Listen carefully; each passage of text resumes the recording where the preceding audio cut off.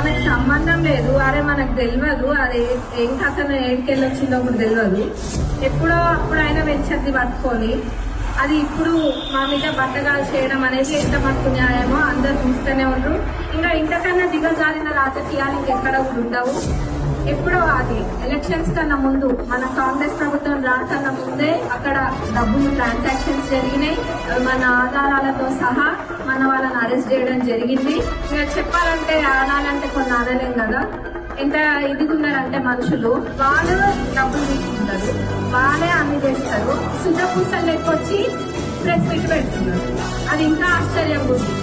అందులో తీసుకున్న వాళ్ళే వచ్చి పెడుతున్నారు కదా. అంటే చేసే తప్పంతా చేసేసి ఇంకా వచ్చినా నేను శుద్ధ పూసలు వచ్చిన పూసిన చూడండి.